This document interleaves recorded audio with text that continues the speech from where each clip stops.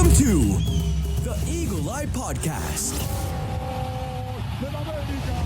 the number one show to bring you all things Club America in English, from tactical analysis Pelota para la banda izquierda. to player updates.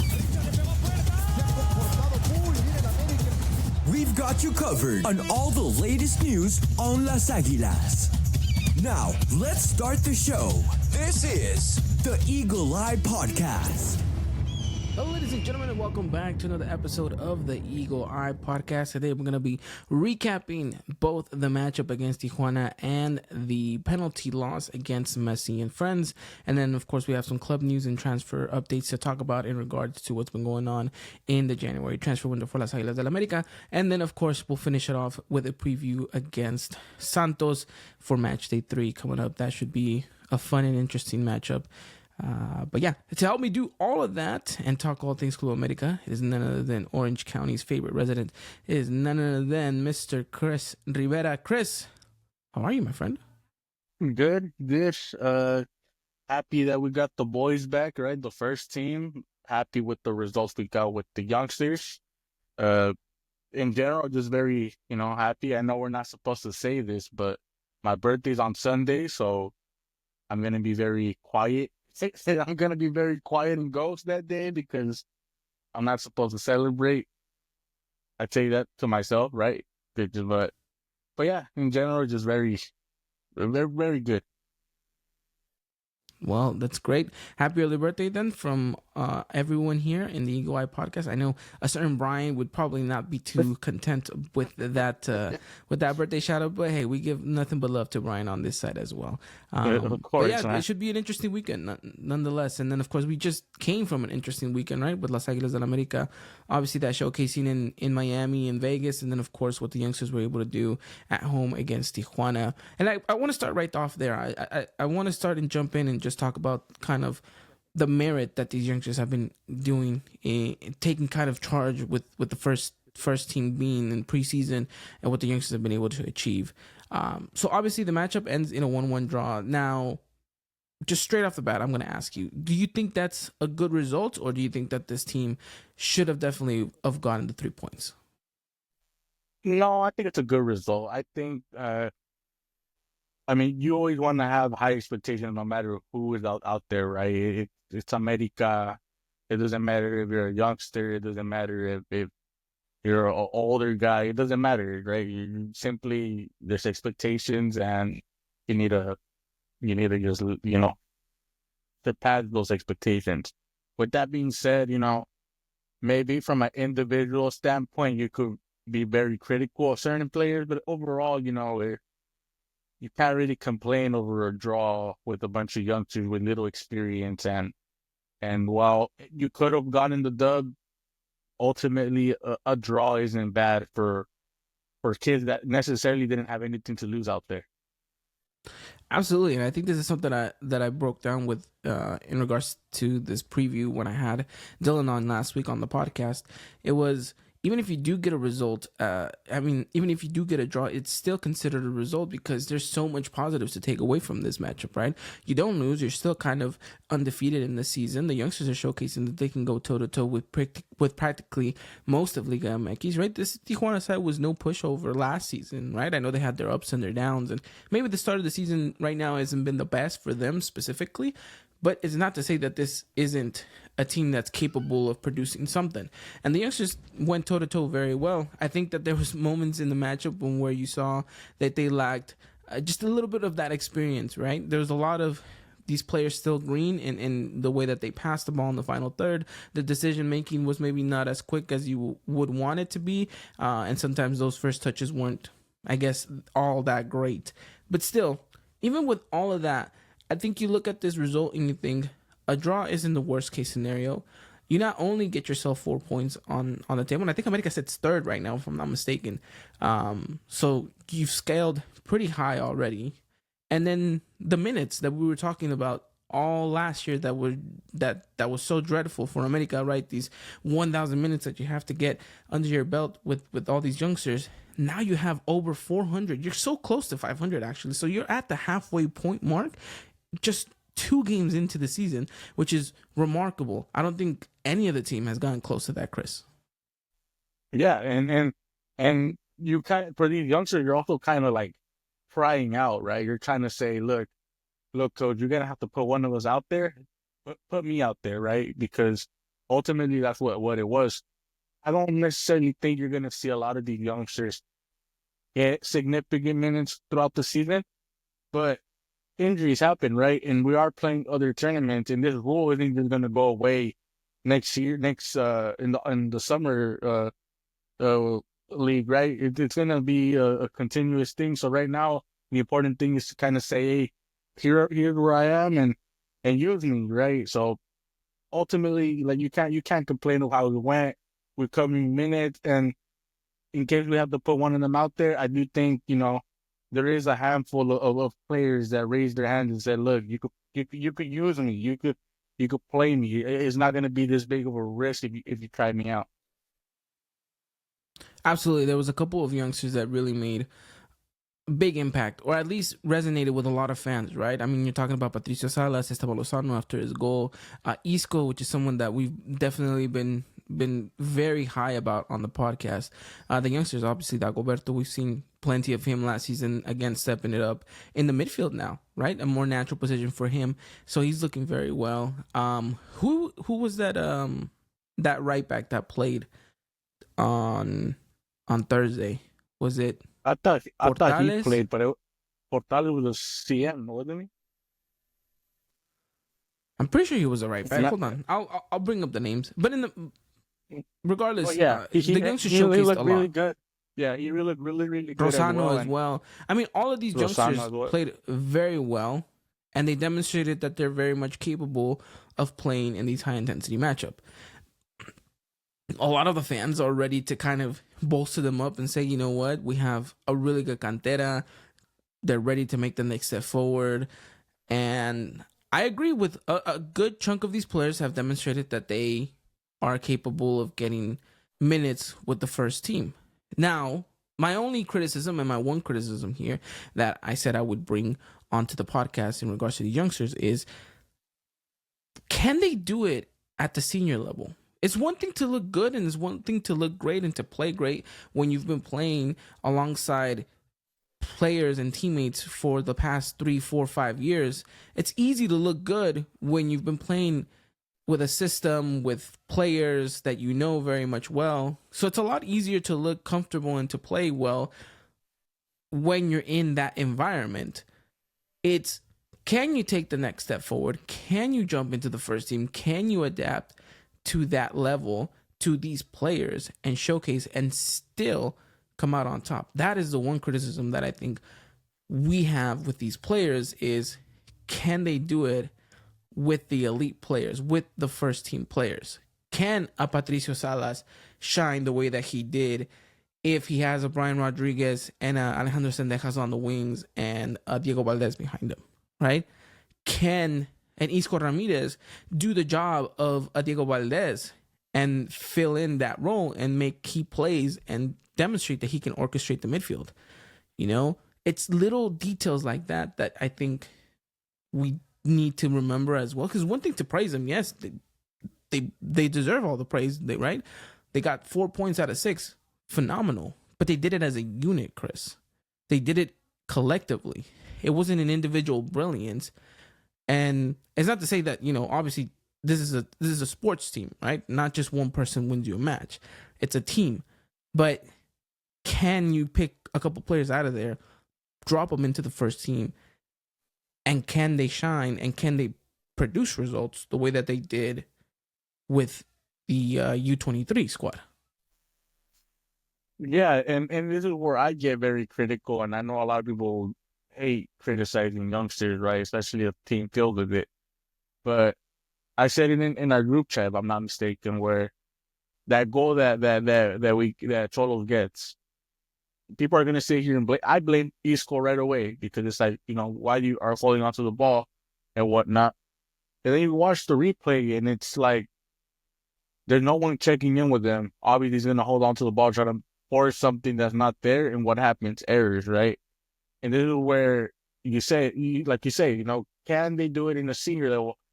Some of these youngsters, as talented as they may be, I've said this a billion times when it comes to defending Sendejas when he has a bad game. When the fundamentals are there, the talent is just extra, right? But if you all you have is talent and you're lacking fundamentals, you're just another guy. Reality. You're gonna do more damage towards the team than actually help the team. And that's what I saw a little bit of the unit. Mind you, experience matters, right? Maybe it's just simply, the moment's too big. They're trying to try out. They're trying to impress. So what do? They hold on to the ball a little bit too long.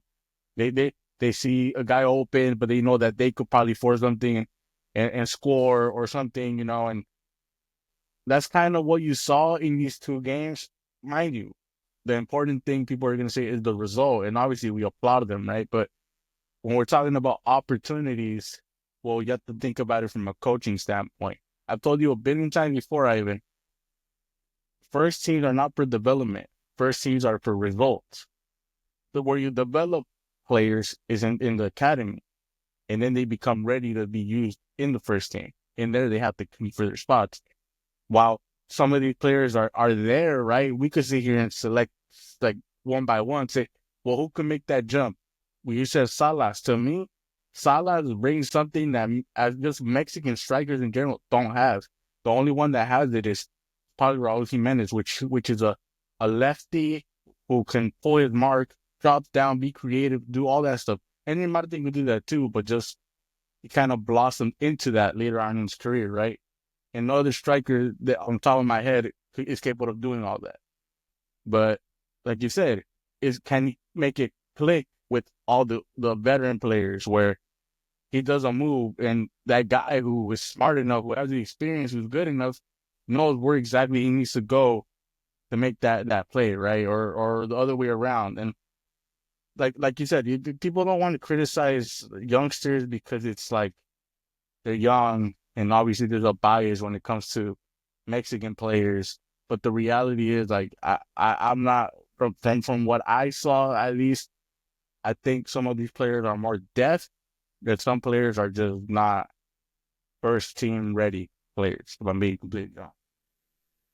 Yeah, and like by no means is this criticism meant to kind of discourage anybody listening to this and thinking, oh, they don't believe in the youngsters, or they don't think that America has quality in their cantera. And the reality is that we do. We feel like there are players that can come into the first team and do a very good job, or excuse me, within these next couple of years can kind of break through and be a key role in this Club America side. But right now, at the moment, as things stand, maybe there's one or two that you could think off the bat can do something this season, but the rest still need to transition and work their way into it. But like I said, it's just systematically speaking, the way that these two games went for America was great.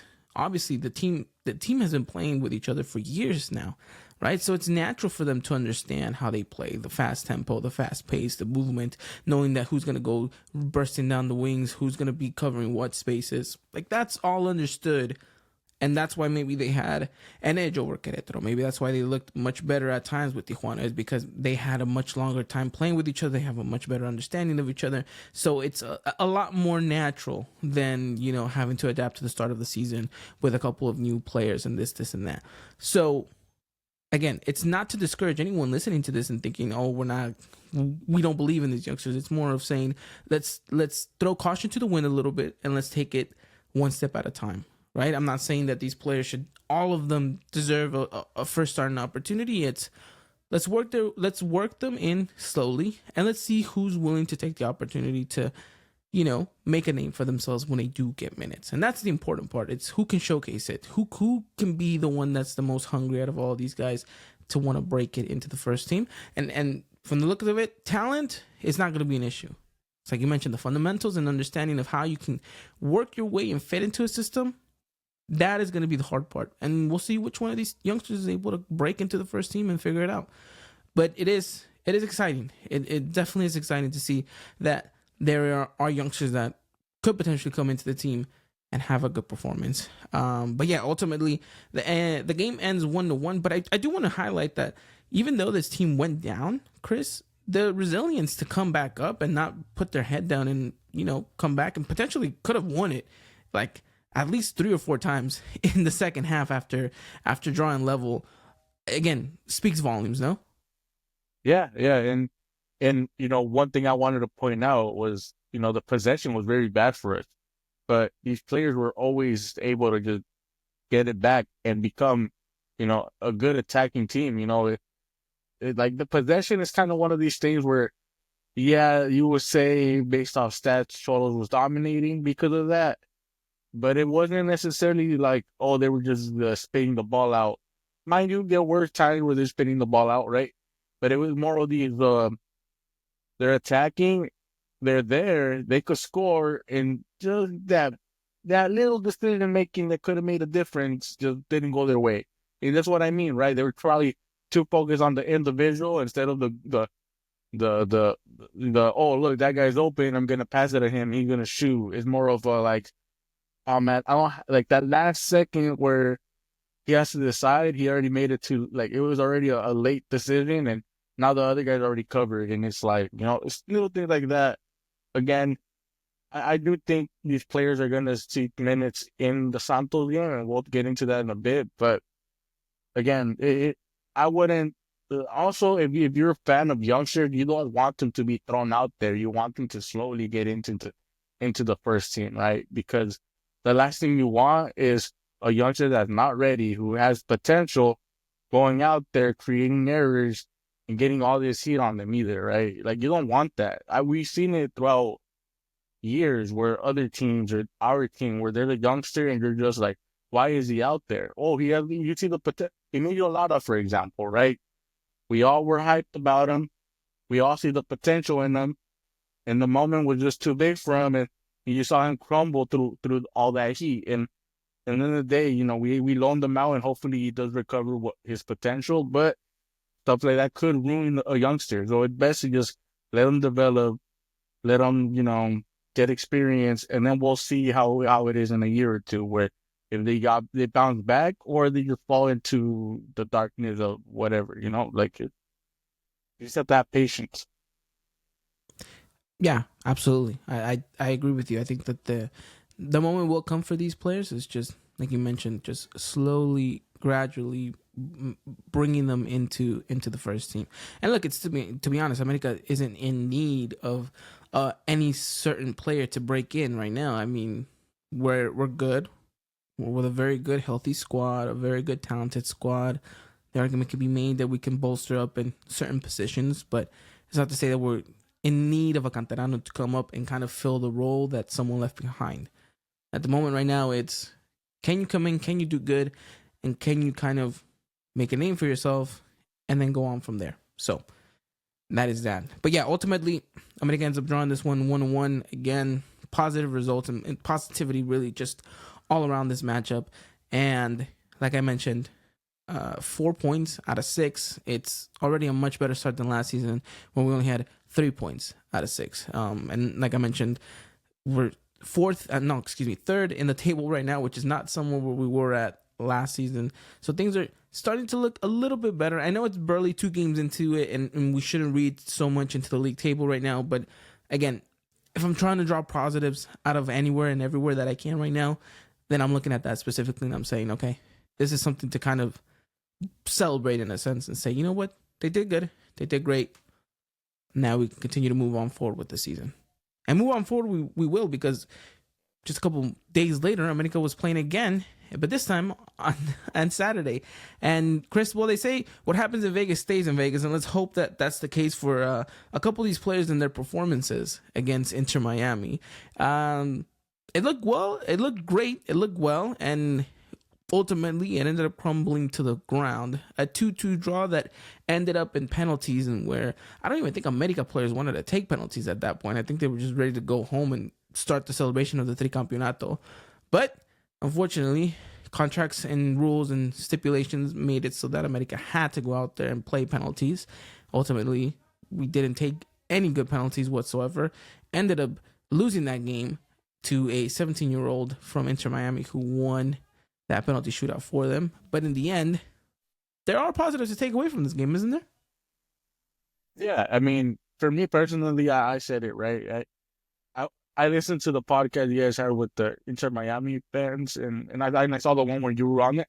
Man, their podcast is funny, man. I was watching it, and I was seeing Yeah, their yeah, comments. they're pretty I funny. was laughing, bro. I was like, man, I'm gonna become an Inter Miami fan because these guys are funny.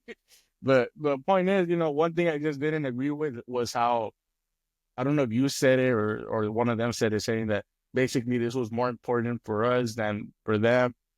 I think, and it was more because they're Inter Miami and it's Messi, and I didn't agree with that narrative, right? I think the importance was just the what it is, a preseason, to get it into this form, to this like feel, right? To me, that was the important thing. The important thing wasn't the matchup. We could have had a matchup against a high school team, and it would have been the same thing. The whole important thing was to be healthy, right? Come out healthy and to get into rhythm. I think, you said it yourself, right? This is this team hasn't had a legit preparation for the season in about 2 years. Mind you, we've had friendlies, right? But it was kind of like the season ended, and oh well, here comes the next game. You're gonna have to play it, right? That Barcelona game, for example, the Chelsea game, for example. These games where it's like, yes, it's a friendly, but it's more of like you're not really resting players. You're not necessarily doing all of that. That's the whole reason why we played these youngsters to begin with. It wasn't just because of the academy or the youngster minutes. It was more of like, okay, look, these players were banged up all season, and a month vacation could really help them, and that's what it was. It was a month vacation. It was a month of just resting players, letting them heal up from their injuries, right? Right now, we only have one injured player, and that was Igor, who had a serious injury, right? Everyone else was just getting banged up left and right. And it wasn't like tears, it was muscle, right? And when it's a muscle injury, it's usually because you're overworking that muscle. So I didn't agree with the label of how important this matchup was, but it was important to go out there, perform, play good. Obviously the result would have been nice because at the end of the day, you don't want to lose any game, right? But even when it comes to these games, it doesn't even feel like a loss. It just feels like we tied and we want to make one side of the fan base happy, right? Because everyone's gonna leave mad if it's a tie, right? So what you do penalties, you get it over with. So on one, the little CIF title or whatever, like it was like a whatever thing, right? So that's how I felt. I'm happy with the performance. I wasn't that happy with the performance in the second half because, let's be honest, that second goal should have never happened, right? And then part of me was just kind of like, if I wanted to rig this, it's gonna be in the last second. That's how I genuinely felt. I felt like if you're gonna just end this game, you gotta send it to penalties and make everyone just, you know, may say, oh, it was worth it, whatever, But I don't know. Ultimately, I was just, happy that we looked smoother than how we did last off season, right? Last off season, you and I we were arguing about how bad they looked in Leagues Club and all that, and with this, it looks just way smoother, right? Obviously, there's still games pending, right? League games, but ultimately, it does feel like it was a way healthier team. It did. It looked like that at the beginning when America started off with the ball in the first half with all the starters. It looked like they were getting themselves back in rhythm. They looked healthier. They looked rested, and they were playing like it, right? And I agree with you. The second half was just absolutely horrendous. There was a couple of players there that I thought were going to try to make an impact because they were on the fringe of were they going to be starters, were they going to be depth players, where were they going to fall in line in the depth chart. And really, honestly, nobody came out on top in that one. Everyone really just looked very flat. I don't know if they just felt like the game was kind of over, done and dusted after the Israel goal, or exactly what, because they knew that Miami was going to have to take off all these starters and that they were going to start playing against their B team. But really, honestly, we looked just terrible in that second half after that second goal. And it's a little frustrating because you want to see these players perform and try to win a first team position. And, I'm not saying that if you were going to score a goal or two against Inter Miami that you were going to get that starting position, but it would have helped you along the way with making an argument. But if we do want to focus on the positives, and I do think that this is exactly what we want to do, yeah, that first half looked very interesting, very well. I think you look at a team that is going up against an Inter Miami that, again, hasn't played for months, not just a month, for months. And they're trying to get back into the rhythm of things as well. So they looked a little bit off pace as well. But, Cáceres did a very good job containing Messi. I think Henry Martin did well in making movements. Looked a little slow at times, but I do think that as the season progresses, he'll get back into the rhythm and look a little bit sharper, look a little bit quicker. Brian Rodriguez looked absolutely amazing. It looked like he needed a little bit of a rest, and he was back on it, sparking the offense. He was taking on players. He looked quick and sharp on the ball, and that's what you want to see. Sendejas, maybe not the brightest of things, but again, sometimes that's what he does so well and kind of blends in and does the little details that maybe we don't kind of appreciate in the moment, but are very much important to the game. But yeah, ultimately, I think that this was a good indication of what we might see against Santos. At least formation-wise, I do think that we're going to see a 4-3-3 at least again against Santos. It looks like Jardinel wants to go back to his preferred formation, right? And if he has the coverage at center back in the depth chart, he's going to want to continue to play with that. We saw the 5-3-2. Don't get me wrong. It didn't look terrible, but again, it didn't showcase a lot of bright spots. It looked like how it looked for the entirety of the season, Chris. It looked very dull, very flat, and it was, could you get something on the counter? Pretty much, right? Yeah. So, and maybe that was part of the preparation, right? So you can say, hey, anything can happen this season, and you guys need to get used to this formation because if anything happens, we're going back. Yeah, we're going to have to falter back to that. Yeah, I can see that. I can see that being kind of Club America's, break just in case of emergency type of situation. But yeah, it was a good first half. I mean, Henry's goal was very well orchestrated. It was a very good passing movement by the whole team. And then it was unfortunate that Messi scored the way that he did, but I guess everyone wanted to see a Messi goal. So at the end of the day, I guess fans can't say that they didn't see the GOAT, if you want to call him that. No. Score. But other than that, yeah, it was a good matchup. It was a good game, and at least for the first 45 to 50 minutes, America showcased that they were looking better, right? And the one thing I do want to say is I don't think there's any cause for concern or any reason to press a panic button over just one game or one result, especially in a preseason matchup. But if it's one thing to kind of try to talk anybody off the ledges, America never looked like they got out of second or third gear, right? They never looked like they were even trying to. They felt very comfortable. They felt very much at ease and saying, you know what, we don't even really have to go full gear in order to kind of get away with something here. So that should give a lot of comfort to a lot of people when watching this game and thinking, well, can this America side be a competitive side? And I think, we'll see a much more competitive side come this weekend rather than what we saw at Vegas in Allegiant Stadium. But ultimately, I guess it was cool to see the reaction, the fans, everyone enjoy their time. And it was also funny seeing Miguel Vázquez ask Messi for his jersey. A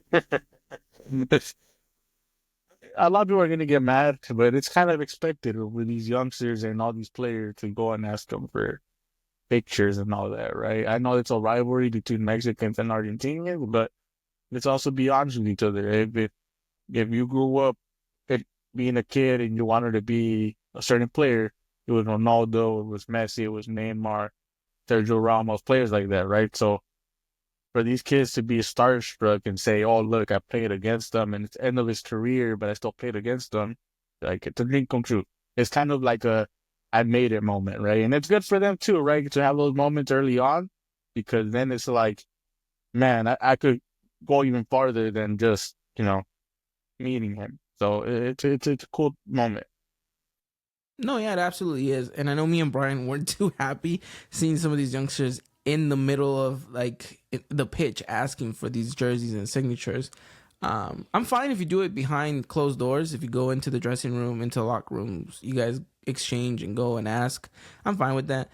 Just don't do it in front of all the cameras, Have a little bit of, self-discipline there and just hold off, step back, and then if you want to do As it, long as of they're course. not asking for a Chivas jersey, brother. Because remember in the pandemic when everything Well, was like we Cordova. we saw what that happened. So as long as it's not that, bro. As long as it's not that, I'm okay with it. No, yeah, absolutely. I mean, what more could we take away from this game? I really don't want to draw it out. I really don't want to look too much into it. I kind of just want to leave it as is and say, you know what? It was a good rep. Just exactly what you echoed, right? It was a good rep. It was good minutes played. And the most important thing is you got out of there healthy, no injuries, and you got some repetition. Simple as that, right? I think that's what both teams wanted to get out of this. You know, the result Yeah, I was mean, secondary. So, it's preseason, right? If you look too deep into it, you're not going to get much out of it, if we're being completely honest. Like I said, you don't want to lose games, but it's a preseason game. So it's like, how much are you going to be stressed out of this, right? You're not going to be stressed out of this. The whole point is sparring, right? Like I always compare it to like MMA or boxing because it's like sparring. You go in there, you spar a guy, you're not going 100%, you're going 50, 40%, maybe 60, depending, right? Sometimes it could get heated, but the whole purpose is, all right, let's just maintain some rhythm, let's get into shape, and then once we're 100, right, we're just gonna go all out, and that's the whole point of this, right? That's why it was also important to use these youngsters in those two games because, again, if you need them later on, hey, they got their reps in too. So we could use everybody, right? So that's how I view all yeah. these last three games. It's not, you can't look too deep into it. I do think once you start facing the tougher competition, that's when we're gonna have these serious talks of, okay, what do we have to change? What is doing good? This and that. But right now, it's just simply you're floating and you're getting ready to swim. Yeah, just basically tread water and stay afloat. Simple as that. And I think America did very well in that department, at least in that regard. Well, I think that's pretty much all I have in regards to this one. Just one last thing, and I think everybody would want us to talk about this in regards to the Messi celebration to the America fans.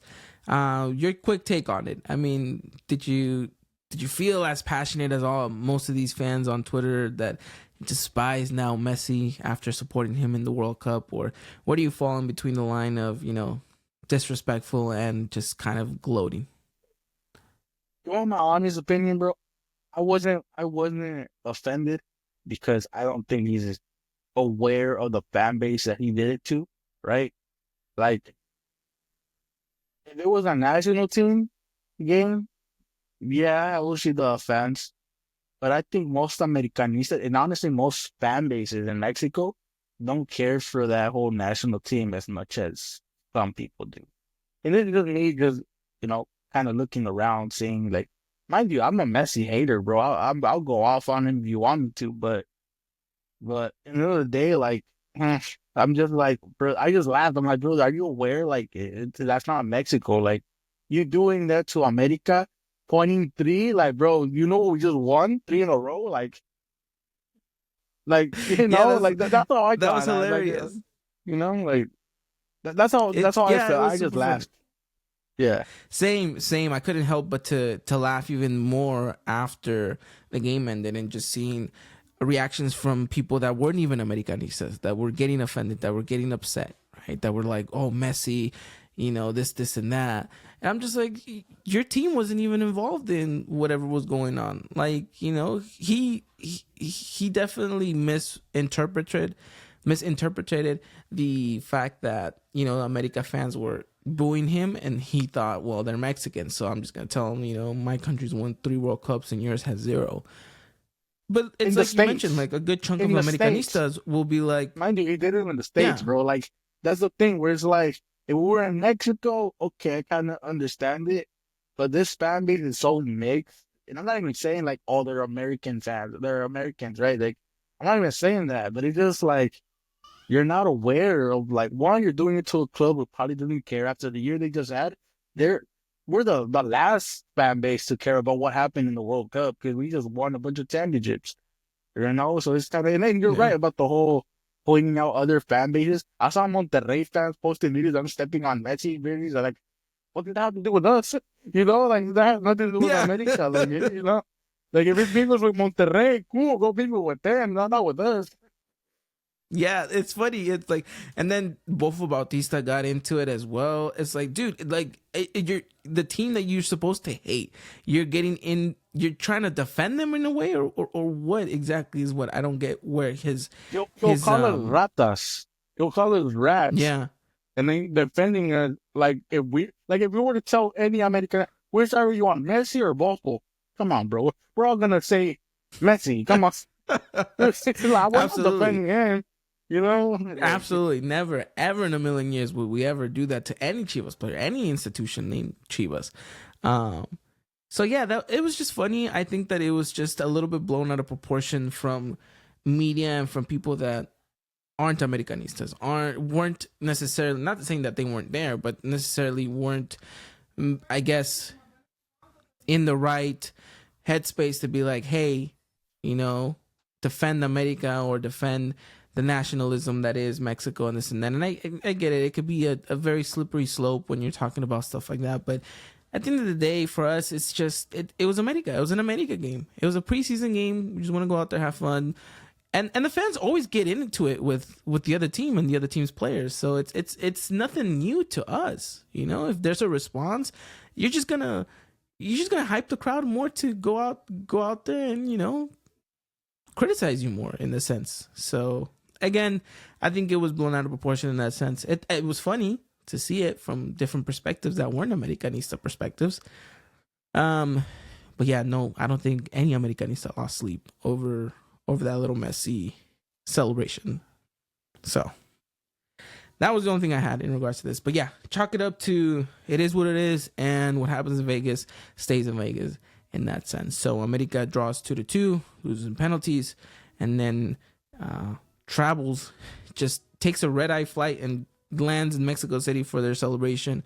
In what looked to be really cool, Chris. I thought it was nice. Production could have been a little bit better, but at the end of the day, the sentiment was there, and it looked like a good time for whoever went.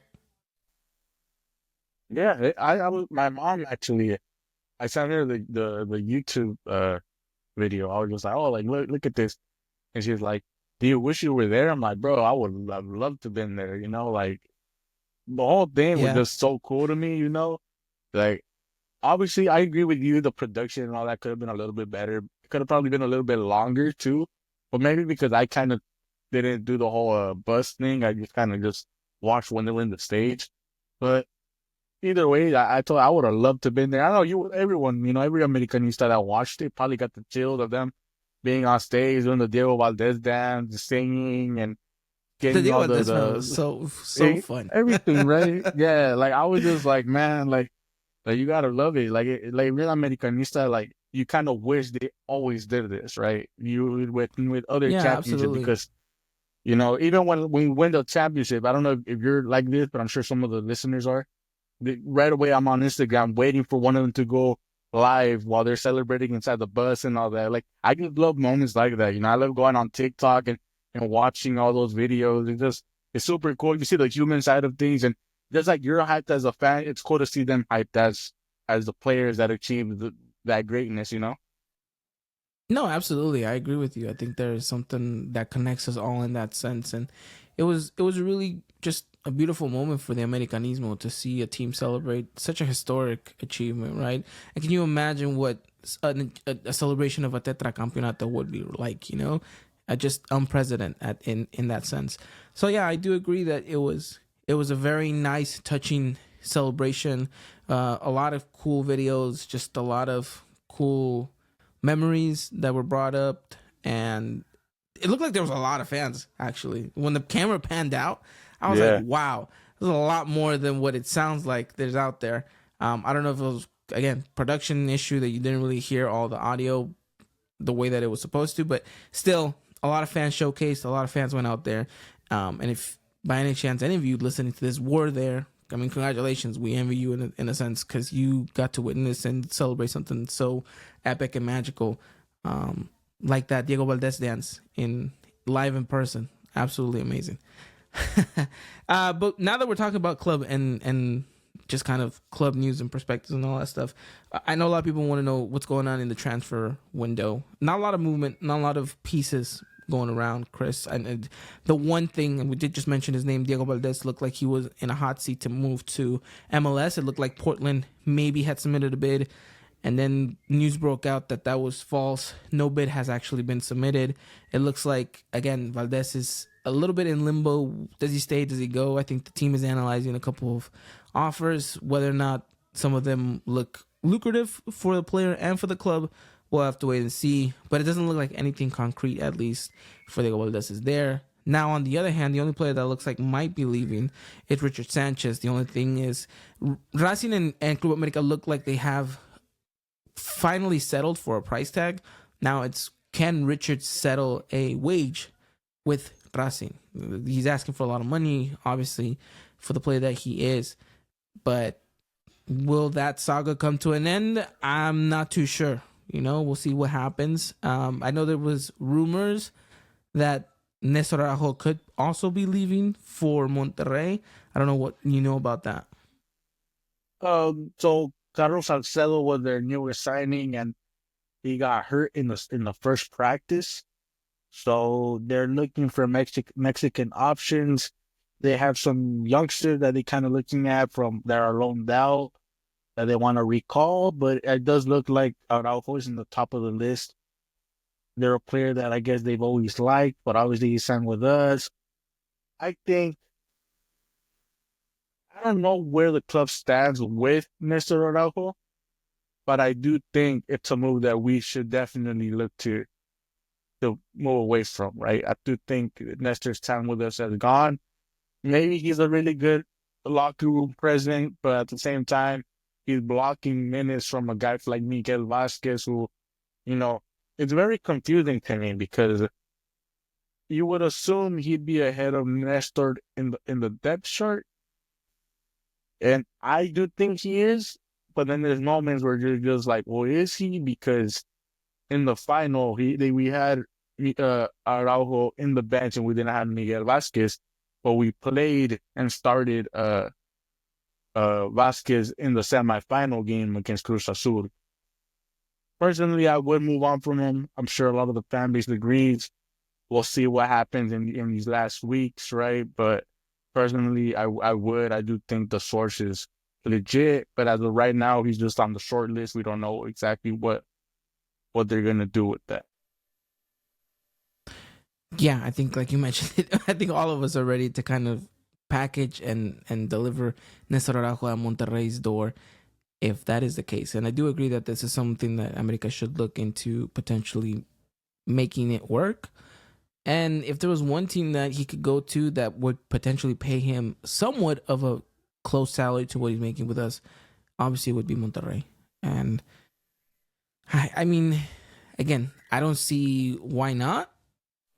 I don't think you're bolstering Monterrey's defense any more so than, that they would have had with Salcedo. So, again, it's a no-brainer to me. It's just, I guess, the logistics of it and the economical side of it as well. How much are they going to put in for Néstor Araujo?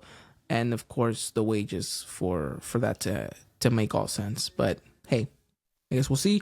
And as the story develops, you guys can follow it over on our Twitter at Eagle Eye Podcast. We'll keep you guys up to date with everything going on with the world of Las Águilas del América. Again, no concrete movements whatsoever, but I do want to remind everybody we are a week and a half away from the window closing. So expect these next couple of days, if not by the start of next week, for things to really amp up.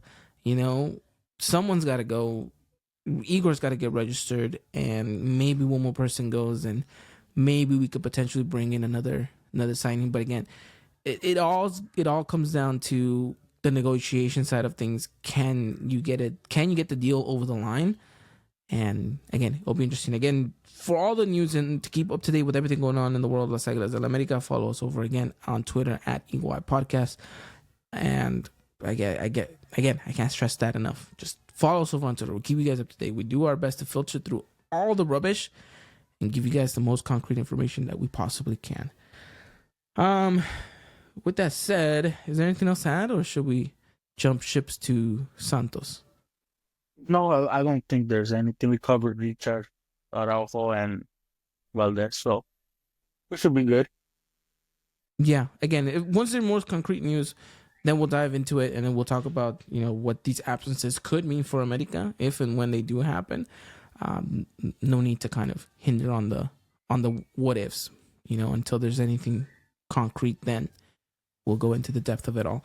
But yeah, let's move on and talk Santos. This is practically what it feels like is going to be the first game of the season for America, Chris, even though we're 2 games into it already.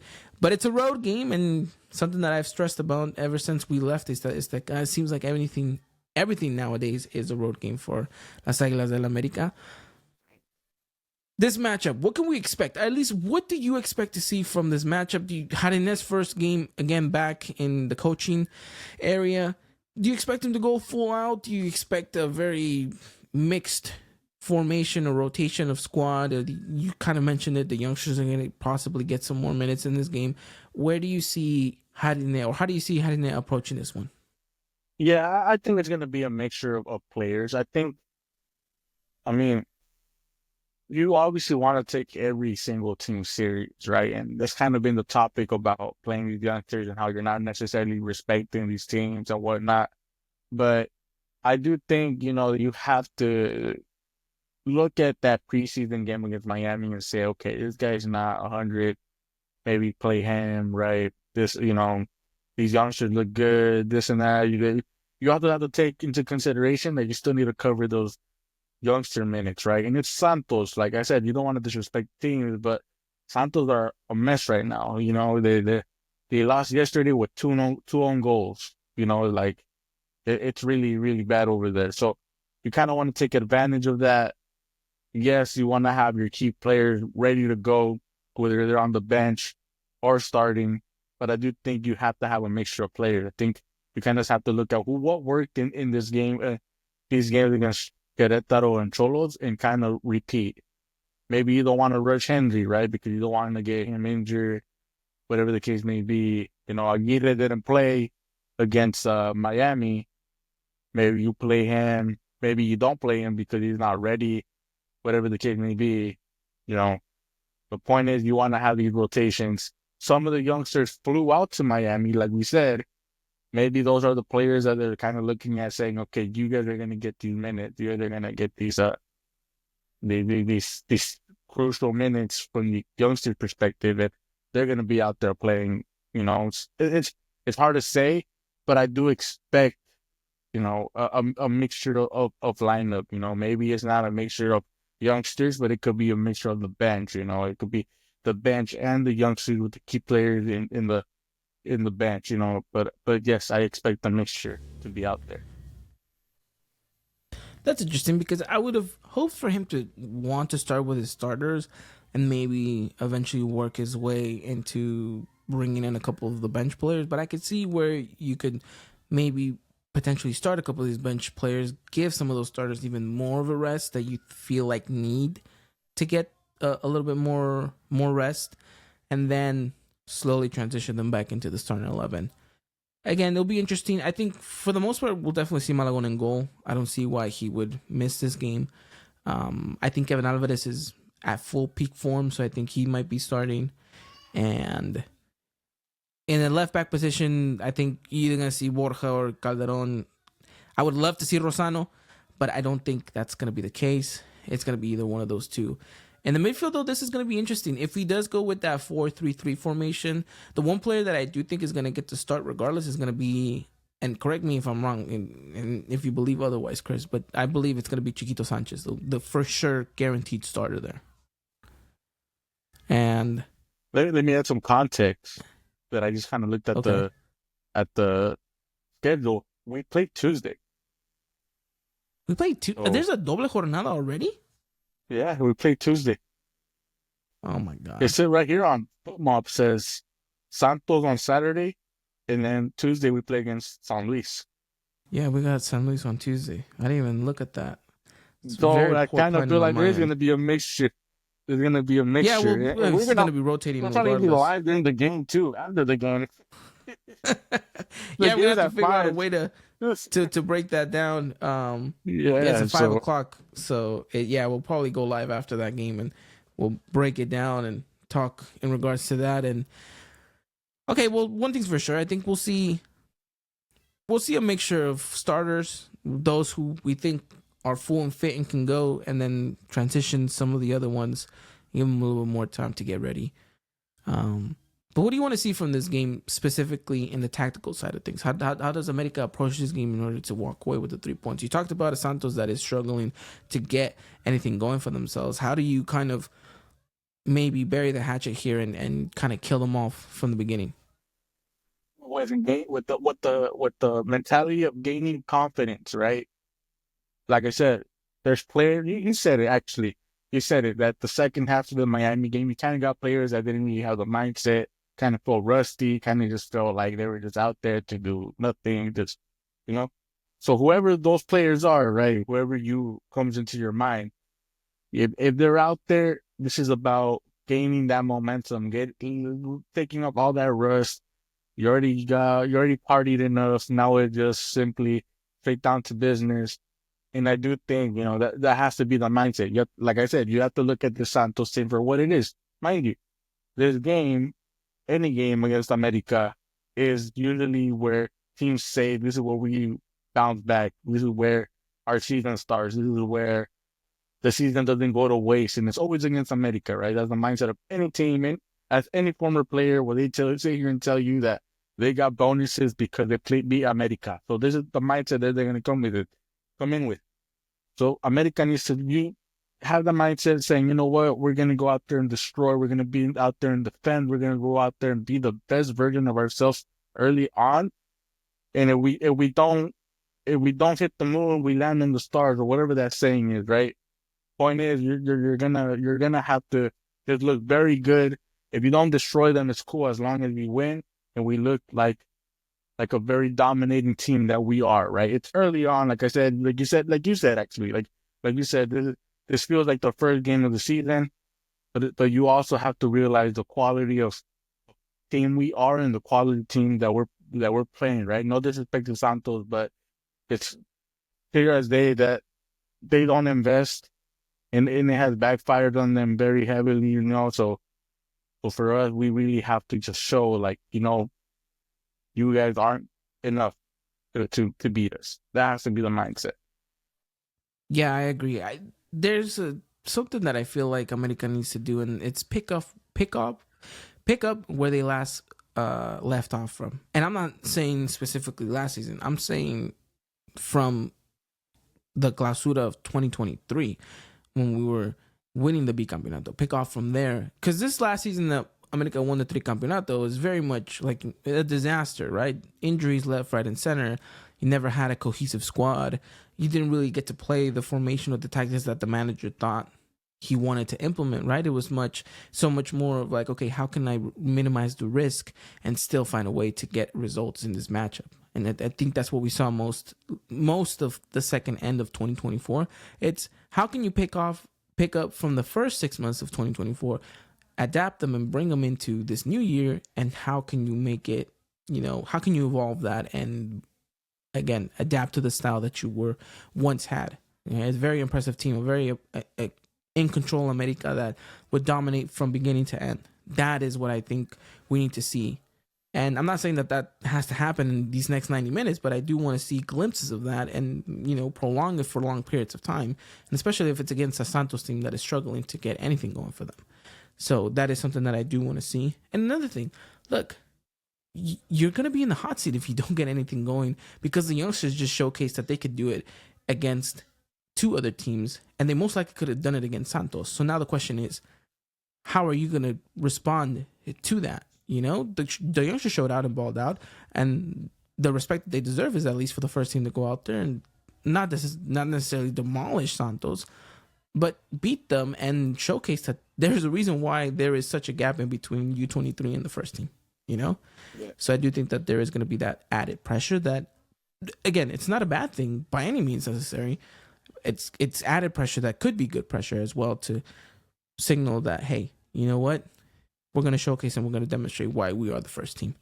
So again, that's something to look forward to in this matchup against Santos, and hopefully it's not a game that disappoints. Put it that way. So should be a fun one. Now that game's going to be at 7 p.m. Pacific, 9 Central, 10 o'clock Eastern. That matchup is going to be live via TUDN, VIX, and I think Univision, but don't quote me on that last part. But TUDN and VIX will be the two destinations for this game. And yeah, I mean, we're looking forward to America beating the worst team in Liga MX right now. They're literally sitting last in 18th place, Chris. Yeah, So, it's sad to see a good team, historically a very competitive team like Santos, right? But that's another reason why, I tell people, you don't want a team filled with youngsters that might not be ready, because Santos doesn't invest. They have to put in youngsters, and their development isn't good if they're just losing and losing and losing and losing, right? Acevedo used to be highly rated, right? Now look at him. It's like, his team loses, he gets caught a lot. You need everything. You need everything in order to really create great footballers, not just opportunities and let them sink or swim, which a lot of times they're gonna sink when they don't get the proper help. So yeah. And it showcases why Ochoa is just that much more special, because he was able to do it in the same similar situation, but still came out on top. Just saying. But yeah, look, ultimately that game should be an interesting one. We're going to learn a lot about this team from at least those first 90 minutes. And then, of course, the switch on to the next game is going to be very quick. So it's going to be rinse and repeat, just like this last weekend. Although this time it's going to be weekend and then weekday, rather than the other way around. So should be fun, should be interesting. Again, stay tuned. Follow us over on, again, Twitter at Eagle Eye Podcast, Instagram at Eagle Eye Podcast, TikTok at Eagle Eye Podcast, and YouTube as well. Obviously, if you're watching this, it's because you're on YouTube. Facebook. So everything. Yeah, and if you are here on YouTube, or if you're listening on Apple Podcasts or on Spotify, subscribe to the podcast. Make sure you leave a comment or a review. It really does help the channel, and it really does help the podcast a lot if you guys do end up doing that. And again, from the bottom of our hearts, we just say thank you for taking the time to do something just so small, but means so much to all of us here at the podcast. But with that said, we'll be back next week. We'll most likely be back after the matchup against San Luis, since it is going to be 5 p.m. Pacific time, 7 p.m. Central, and 8 o'clock Eastern. And then right after that, you guys can tune into the podcast, and we'll just discuss and rant about Club America. But with that said, Chris, anything else to add on before we kind of wrap it up here? No, everything good. We covered everything surprisingly fast, because we usually do kind of drag it a bit, but I think we covered a lot. It's early on in the season. There's not much to talk about. Transfer news has been very slow all month, so we covered everything. If you guys have any questions, reach out. Our DMs are open. Even individually, you could message us. We're all friendly. We're all America fans. So yeah, absolutely. We'll all have those conversations. Yeah, always and forever. So again, thank you to all of you guys who watch this or who listen to this. And I know it wasn't a live show. For those who were anticipating the live show, we were having some technical difficulties with this new streaming provider, but it looks like we've got everything up and running again, and we should be back next week with a live show. So don't worry about any of that. We'll be back next week. With that said, just thank you again. Make sure you guys follow us. We'll keep you guys up to date minute by minute with what's going on. AJ does an amazing job at sharing the goals and the gifts and the reactions. If you don't believe me, go check us out right now. He did a wonderful job covering the ladies, who, by the way, won 3-0. So shout out to them in what looks to be a very good high-scoring season for them as well. But yeah, shout out to AJ for all the wonderful and great work. And with that said, I guess we'll just leave you guys to it. We'll be back next week to talk all things Club America. Until then, take care. And as always, arriba America. Good night. Ladies and gentlemen, this was another production of the Eagle Eye Podcast, the #1 source for all things Club America in English. Make sure to follow us on Twitter and Instagram at Eagle Eye Podcast and get all the latest news and coverage. And subscribe to our podcast wherever it is you may listen.